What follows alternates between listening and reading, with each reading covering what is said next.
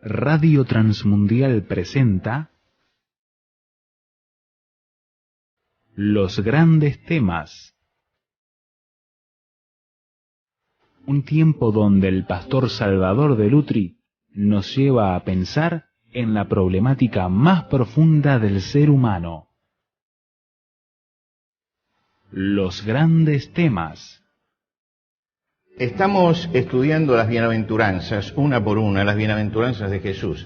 Así que vamos a abrir la Biblia en el capítulo 5 del Evangelio según San Mateo, capítulo 5 del Evangelio según San Mateo, donde comienza el Sermón del Monte, y vamos a leer los primeros 5 versículos para llegar hasta la bienaventuranza que es la que nos toca reflexionar en el día de hoy.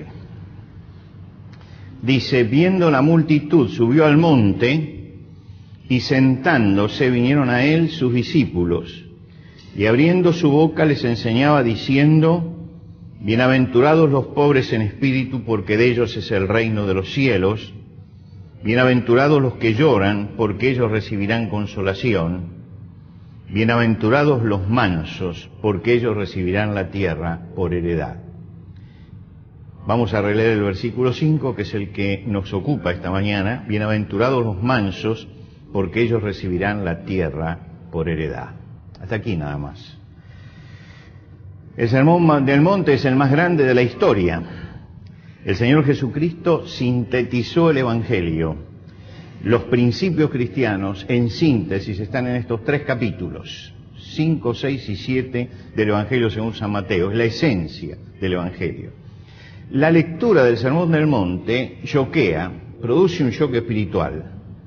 Hay que leerlo 2 o 3 veces para llegar a entender realmente el sentido que tiene. Pero ¿por qué comienza Jesús con las bienaventuranzas? Porque es la parte del sermón que nos obliga a analizar nuestra vida interior. Porque es la parte del sermón que nos obliga a mirar nuestra actitud frente a la vida. Fíjese que en lo que venimos hablando, pobre de espíritu, los que lloran, ¿no? Y al ir desmenuzando todo esto me dice cómo debo actuar como cristiano frente a la vida. Hoy vamos a hablar de esta bienaventuranza: bienaventurados los mansos, porque ellos recibirán la tierra por heredad. Ustedes saben que la mansedumbre y la humildad son virtudes desvalorizadas. Es decir, hoy lo que se valora es la rebeldía. Hay gente que cree que incluso la rebeldía es una virtud. La violencia, la altanería, el orgullo, esas son cosas que se valoran. Ahora, esto no es nuevo, que no se valore la humildad y la mansedumbre, no es nuevo. Por ejemplo, los filósofos griegos, Sócrates, Platón, Aristóteles, que hablaron de las virtudes, nunca elogiaron a la humildad como una virtud. Hablaron, se acercaron un poco a hablar de la templanza, la prudencia, pero la humildad no. Más adelante, Baruch Spinoza, que es un filósofo judío holandés, dijo que la humildad no era una virtud, porque no responde a la razón. Quiere decir que ya allí la filosofía dijo: esto no va. Y Federico Nietzsche dijo que la humildad era una bajeza, era una debilidad humana, era la virtud de los esclavos. Y él decía que había que oponer a la oscuridad de la humildad, él la veía oscura, la claridad de la altivez. Bueno, lo que pensaba Federico Nietzsche es terrible, y las huellas que dejó en el siglo XX de muerte fueron muy importantes, ¿no? Pero él decía que había que exaltar la altivez y no la humildad. Jesús dijo: bienaventurados los mansos. Y Jesús mostró humildad y dijo: aprended de mí, que soy manso y humilde de corazón. Ahora, ¿qué significa esto que dijo Jesús? ¿Qué significa bienaventurados los mansos? Y tal vez por la falta de interpretación correcta es que los filósofos pensaron como pensaron. El diccionario de la Real Academia dice que es la condición de benignidad, de suavidad, que se dice de un animal que no es bravo, que no es agresivo. Ahora, esta es la definición de la palabra manso en nuestro tiempo. Yo recuerdo una vez que los chicos le pidieron a un matrimonio de nuestra iglesia que les comprara una mascota, porque querían tener una mascota. Y la mamá me dice, ya les compré la mascota. Digo, ¿qué le compraste? Una tortuga. Yo dije, escúchame, eso no es una mascota. Chico quiere un animal con el que interactuar. Una tortuga no es una mascota, ¿no? Le voy a comprar una... ¿Cuál fue la respuesta de la mamá? Lo que pasa que es mansita. Es mansita. Ahora, Jesús cuando habla de manso, la palabra manso, él usa una palabra griega que no se aplica al animal que es manso por naturaleza. Es una palabra que se aplica al animal que es domesticado. El manso es el animal domesticado, el animal poderoso que puede desbordar pero sabe contener su bravura. Y la usa cuando debe usarla, cuando el amo se lo pide. Es decir, un caballo domado no deja de tener la fuerza, la potencia y la violencia que tuvo siendo salvaje. Pero resulta que ahora utiliza esa fuerza bajo el dominio de aquel que lo maneja. Jesús utilizó esta palabra, la palabra manso, en este contexto. Y por eso hay que destacar algunas cosas que la gente confunde cuando se habla de humildad. Humildad no es una condición de debilidad. La persona tímida, que tiene miedo a defenderse, que deja que lo maltraten, este es un cobarde, no es un humilde. Entonces a veces se confunde cobardía con humildad, no es lo mismo. No es una actitud de permanente tolerancia. ¿Vio esa gente que todo le viene bien porque no quiere chocar con nadie, no? Que tolera hasta lo malo con tal de no entrar en conflicto. Bueno, mejor es dejarlo ahí, que no se animan a enfrentar el mal, que aguantan todo. Este no es un manso, este es un pusilánime, es distinto. Por ejemplo, en los que leen la Biblia, Aarón, cuando hace el becerro de oro, no lo hace porque sea manso, sino porque era un pusilánime, porque le faltaba el carácter necesario como para plantarse y decir esto no. Y no es tampoco una actitud natural. Ustedes vieron que hay gente que son conflictivas, donde van tienen que tener alguien con quien armar un conflicto, porque son conflictivas por naturaleza. Parecería que no pueden funcionar si no ponen un enemigo delante. No pueden funcionar si no ven a alguien con quien pelearse delante, ¿no? Y entonces entran siempre en problemas y funcionan creando siempre oponentes, siempre ven algún enemigo. Y hay personas, por el contrario, que son afables, que no son conflictivas, que componen, y esto lo hacen por naturaleza. Bueno, cuando Jesús habla del manso, no es alguien que por naturaleza es así.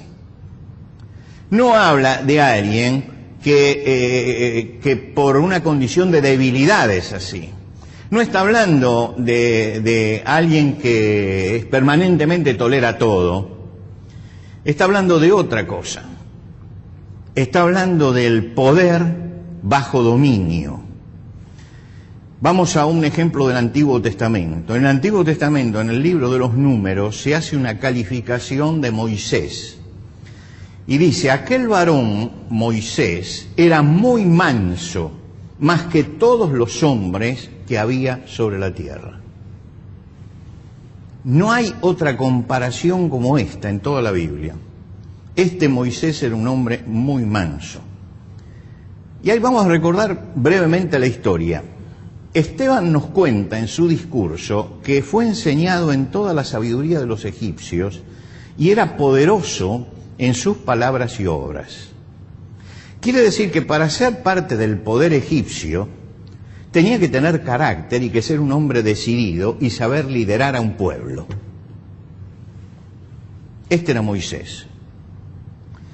A los 40 años, Moisés se acercó a su pueblo esclavo, porque él no era egipcio de nacimiento, era hijo de esclavos, prohijado, por los egipcios. Dice que vio cómo maltrataban a un hombre de su pueblo. Y entonces miró para todos lados y viendo que nadie lo veía, agarró al egipcio que maltrataba al paisano de él y lo mató. Seguramente ardió la ira de Moisés en ese momento, cometió un homicidio. Si le preguntáramos a los muchachos de hoy nos dirían que se le soltó la cadena. Pasó eso. Dios lo mandó al desierto. Después de 40 años en el desierto vuelve. Y vuelve para guiar a un pueblo. Y encabeza la salida de Israel de Egipto y los guía en el desierto y recibe los 10 mandamientos. Y cuando sube a recibir las tablas de la ley y baja, el pueblo ha hecho un becerro de oro y se ha degenerado. Y entonces dice que cuando llegó al campamento y vio el becerro de oro y las lanzas, ardió la ira de Moisés y arrojó las tablas de sus manos y las quebró al pie del monte y tomó el becerro que habían hecho y lo quemó al fuego y lo molió hasta reducirlo a polvo, lo esparció sobre las aguas y se la dio de beber a los hijos de Israel. Qué carácter, ¿no? Sin embargo, Dios no dijo nada. No dijo, no, Moisés, te pasaste, se te soltó la cadena. No dijo esto. ¿Por qué?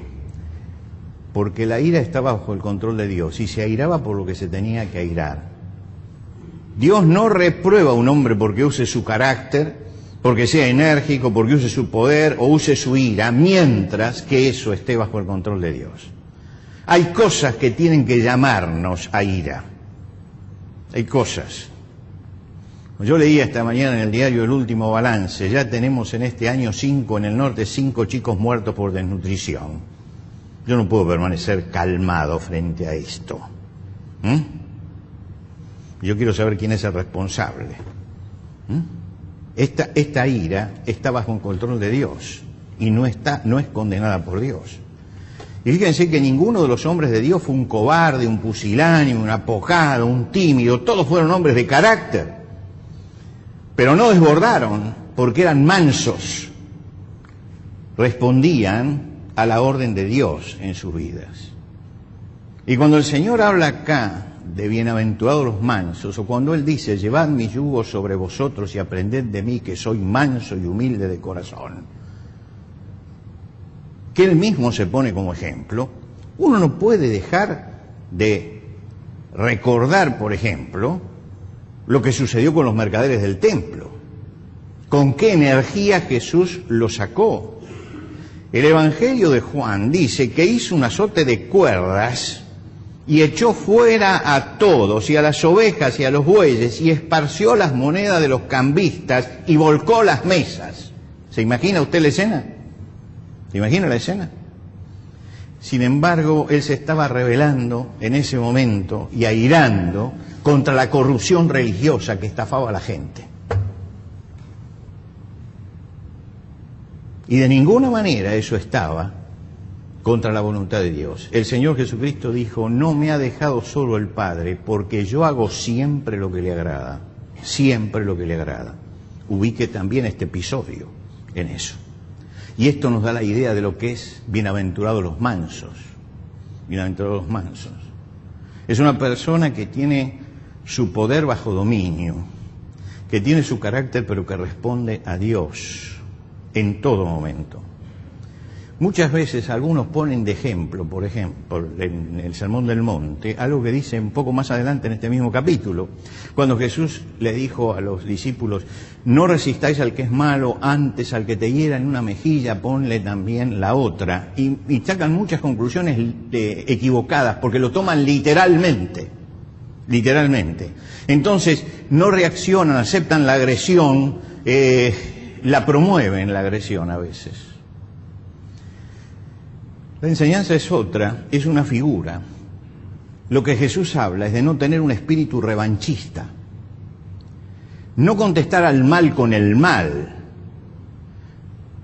frente a la violencia, usar la razón, pero contestarla. Y cuando usted llega a la última parte del Evangelio de Juan, en el capítulo 18, usted se encuentra con que Jesús es juzgado en la casa del sumo sacerdote. Y en el momento que Jesús es juzgado, uno de los alguaciles le golpea la cara, lo golpea.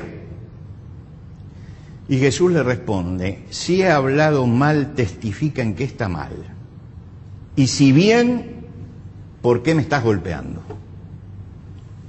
Es decir, recibió el golpe en la mejilla. Y en la respuesta está el ejemplo que nos ilustra qué quiso decir Jesús en el Sermón del Monte cuando habló de la otra mejilla. Que yo no voy a contestar pegando otro golpe, pero que voy a exigir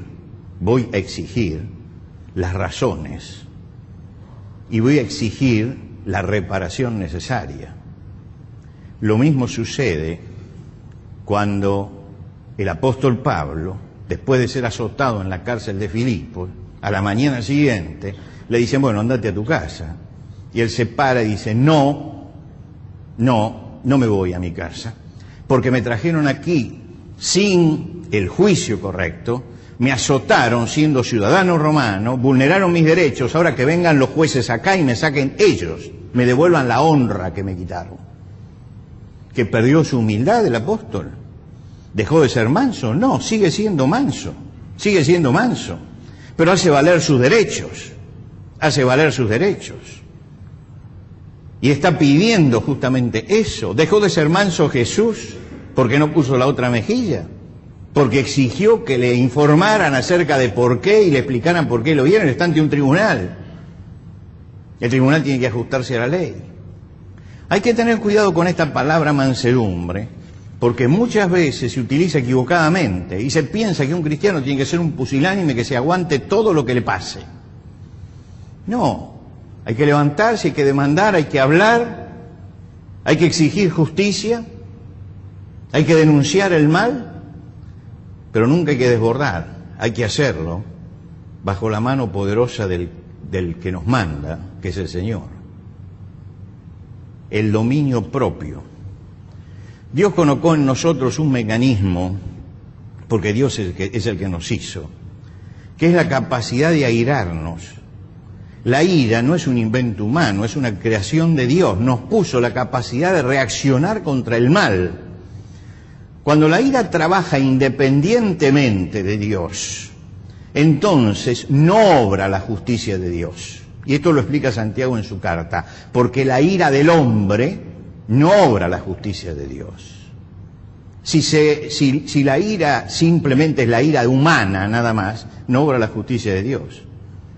Pero Dios puso ese mecanismo en nosotros para que reaccionemos frente a la injusticia, para que reaccionemos frente a la mentira, para que reaccionemos frente al pecado, para que reaccionemos frente a la deshonestidad. Tenemos que reaccionar frente a esas cosas.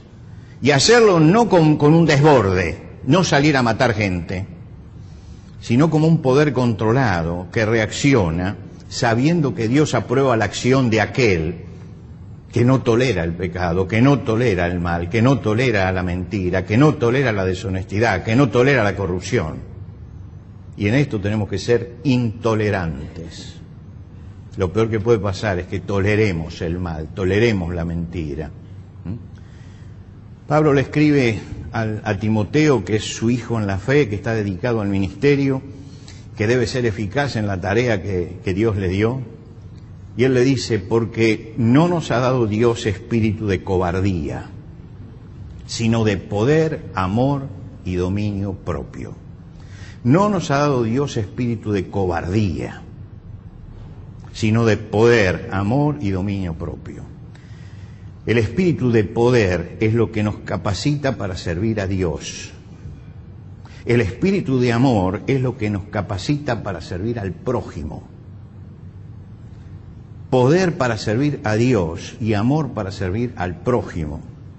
Y el espíritu de dominio propio es el que nos capacita para manejar nuestra vida y manejar nuestro carácter. David dio un ejemplo tremendo de mansedumbre. El hombre que venció a Goliat el hombre que venció a Goliat. Cuando Saúl lo persigue, lo busca en las cuevas del desierto, David, en ese desierto árido, caluroso, tremendo, donde el único lugar donde uno puede esconderse son cuevas, David lo está espiando con su gente. Estudia los movimientos que hace Saúl, porque Saúl ha sacado 3.000 hombres para matarlo, y lo estudia. Y entonces ve que Saúl, ya cansado, se mete dentro de una cueva y duerme con toda su gente, rendido ya del día. Y Saúl llama a uno de los suyos, que se llamaba Abisai, y le dice: ¿me acompañás? Vamos. Todos están rendidos, están todos durmiendo, y en la noche ellos se cuelan hasta la tienda donde está durmiendo Saúl. Saúl se echó a dormir y dejó la lanza sobre la cabecera clavada. Y llega, y David sabe que Saúl es el hombre que lo va a matar. Y el que lo acompaña a David le dice: mira, Dios te lo entregó, te lo entregó.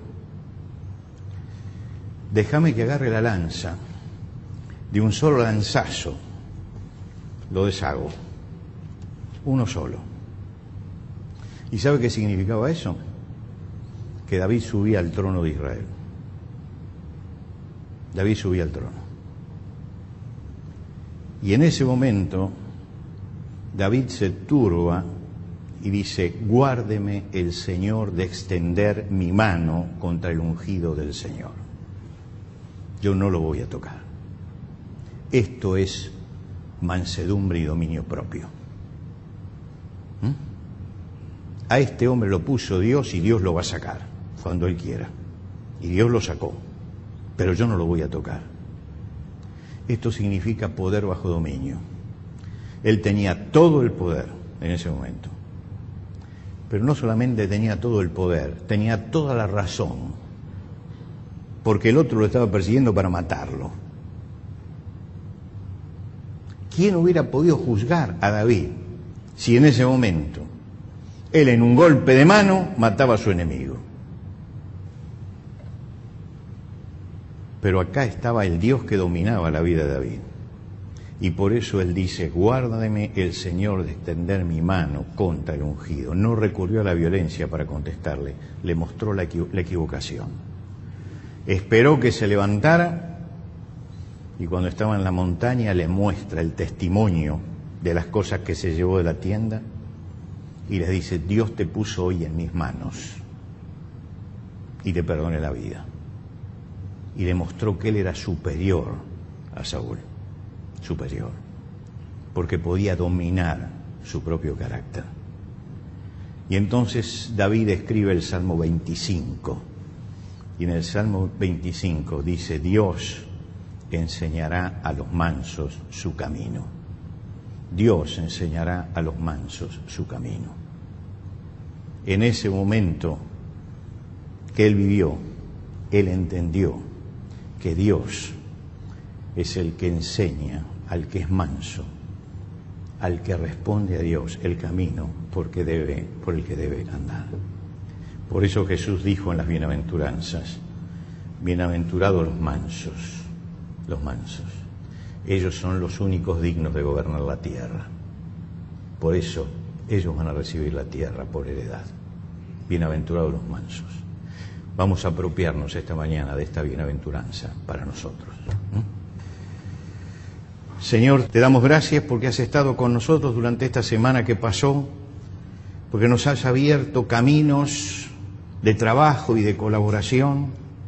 Te rogamos, Señor, que en este momento también nos ayudes a tener los medios que necesitamos para cumplir con los objetivos que nos hemos propuesto.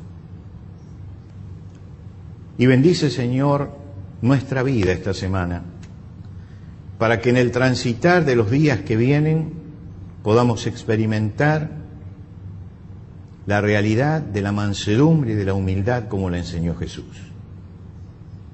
Te rogamos, Señor, ahora al despedirnos, que la paz tuya, el amor tuyo, se derrame sobre nuestra vida y que nosotros podamos transmitir eso a quienes están a nuestro alrededor. Danos, Señor, una semana donde tengamos la oportunidad de cada día honrar tu nombre. Te pedimos esto en el nombre de Cristo Jesús. Amén.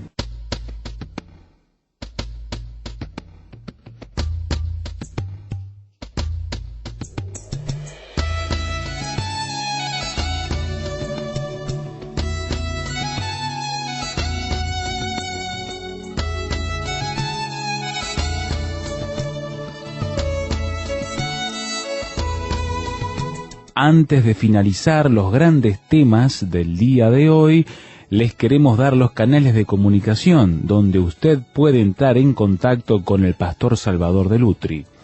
Por carta, hágalo a Los Grandes Temas, casilla de correo 5051, Montevideo, Uruguay. Los Grandes Temas, casilla de correo 5051, Montevideo, Uruguay.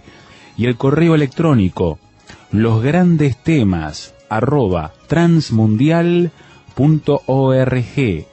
losgrandestemas@transmundial.org. Nos encantaría escuchar de usted, saber cuáles son sus comentarios, preguntas, reacciones e inquietudes sobre el tema de hoy. Por ahora nos despedimos hasta otro espacio de Los Grandes Temas, una producción de Radio Transmundial.